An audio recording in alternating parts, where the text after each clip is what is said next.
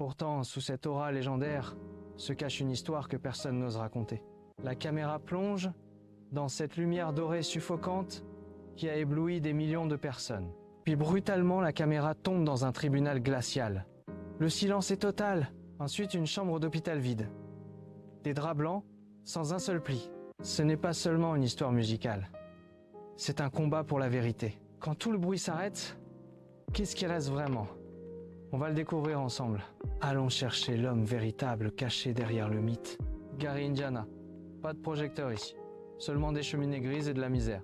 Dans une petite maison, le rythme était la seule loi. À 5 ans, il montait déjà sur scène. Joe Jackson se tenait dans l'ombre, une ceinture à la main, le regard fixe et froid. Le moindre faux pas était immédiatement puni. À 8 ans, il était déjà une star mondiale. Le public voyait un enfant qui dansait, souriait, brillait sous les lumières. Mais quand la musique s'arrêtait, quand il quittait la scène, le masque tombait instantanément. Il se recroquevillait dans un coin sombre, respirant fort, les joues mouillées de larmes. Le monde applaudissait ses performances pendant qu'il pleurait seul dans le noir en coulisses. Face au miroir, le reflet change. Au fil des années, les traits se figent, se lissent, se transforment. Le nez s'affine sous le scalpel, la peau perd ses pigments naturels, s'éclaircissant jusqu'à devenir translucide. Chaque intervention chirurgicale est une tentative de corriger une image qu'il ne reconnaît plus. Les médecins diagnostiquent un vitiligo, une maladie qui fragmente la mélanine, laissant des taches blanches sur son corps. Il applique des crèmes, il se couvre, il lutte contre cette décoloration incontrôlable. Mais sous la lumière crue des projecteurs, le malaise persiste.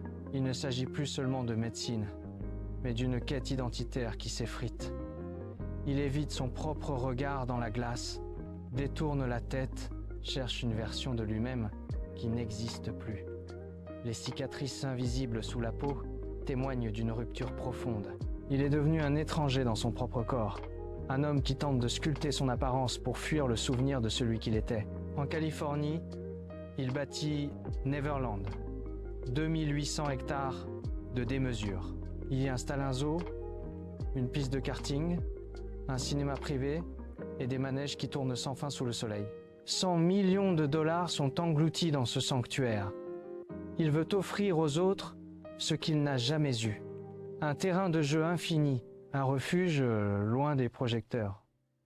Des bus entiers d'enfants malades et de familles démunies franchissent les portails dorés.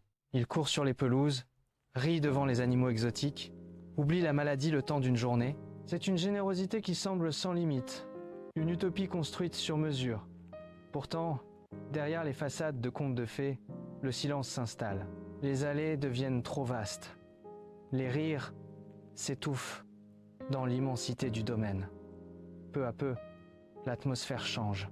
Aujourd'hui, les portails sont rouillés, les herbes folles ont envahi les sentiers et les manèges sont figés dans une immobilité glaciale.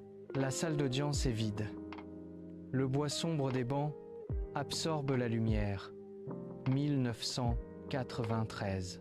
Le nom de Jordan Chandler, 13 ans, résonne dans les dossiers judiciaires. Il porte des accusations graves. Le silence se brise sous le poids d'un accord financier de 23 millions de dollars. Michael nie, rejette chaque mot, mais l'image publique se fissure. Les journaux titrent, les rotatives tournent sans relâche, le doute s'installe dans les esprits. 10 ans plus tard, en 2003, le cycle recommence. Gavin Arvizo, 10 ans, dépose une plainte.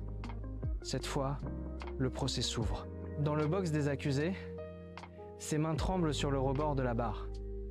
Il serre les doigts, ses jointures blanchissent sous la tension. En 2005, le verdict tombe. 14 chefs d'accusation, 14 fois non coupable. Il est acquitté. Pourtant, à sa sortie, la foule ne scande pas la victoire. Le doute est devenu une ombre qui ne le quittera plus jamais. Le verdict est tombé, mais le monde extérieur devient un lieu hostile. Michael quitte les États-Unis. Il cherche refuge à Bahreïn, erre dans les hôtels de Las Vegas, se cache en Irlande. Chaque déplacement est une fuite. Derrière lui, les créanciers se multiplient. Les factures s'empilent sur des bureaux déserts. Neverland, ce sanctuaire autrefois vibrant, est mis sous hypothèque. La banque saisit les titres de propriété. Dans ces nouvelles résidences temporaires, le décor change, mais la solitude s'intensifie. Ils s'enferment dans des chambres aux rideaux tirés. Sur la table de chevet, les flacons de médicaments s'alignent. Des pilules pour dormir, des analgésiques pour apaiser des douleurs invisibles. Ces gestes deviennent lents, imprécis. Il perd pied. Le rythme de ses pas dans les couloirs sombres ralentit. Il ne danse plus. L'icône mondiale, l'homme au record, n'est plus qu'une silhouette frêle qui se consume dans l'ombre. Il s'éteint, lentement. Juin 2009. Le rideau se lève sur une ultime tentative. Dans le studio de répétition, les projecteurs chauffent l'air. Michael enchaîne les pas. Sa voix monte dans les aigus. Il dirige les musiciens d'un geste sec. La sueur perle sur son front. Il sourit. Il est vivant. Il est prêt pour ses 50 dates à Londres. Le projet This Is It devient une promesse de renaissance. Mais le 25 juin, le scénario bascule. Dans la demeure de Holmby Hills, le silence est rompu par des appels paniqués. Conrad Murray, son médecin, administre du propofol pour forcer le sommeil. Le corps lâche prise. Le cœur s'arrête. À l'extérieur, une ambulance fend la foule. Les sirènes hurlent dans l'air matinal. Les caméras se braquent sur les brancards. Les visages des fans se décomposent en gros plans sur les écrans du monde entier. Le choc est planétaire. Des bougies s'allument par milliers. Le procès de Conrad Murray s'ouvre. Le verdict tombe, implacable. 2 ans de prison. Le rideau tombe sur une vie achevée dans le froid d'une salle d'audience. La scène est désormais vide.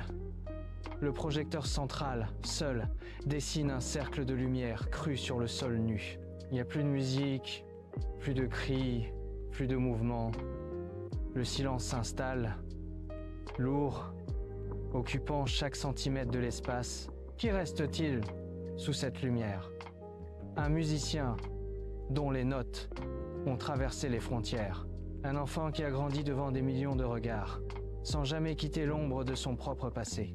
Un homme dont les gestes de générosité ont côtoyé les zones d'ombre les plus sombres. Un accusé, blanchi par la loi, mais toujours jugé par le tribunal des opinions. Il n'y a pas de réponse unique. Il n'y a que des fragments de vie, des éclats de verre que chacun tente de recoller pour former un portrait. Ses admirateurs y voient une icône intouchable. Ses détracteurs y cherchent les failles d'un homme brisé. La vérité, elle, s'est évaporée avec le dernier souffle.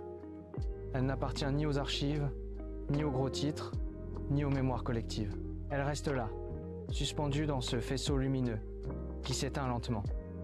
Le rideau tombe sur une énigme que le temps ne pourra jamais résoudre. Abonnez-vous à l'Envers du Monde.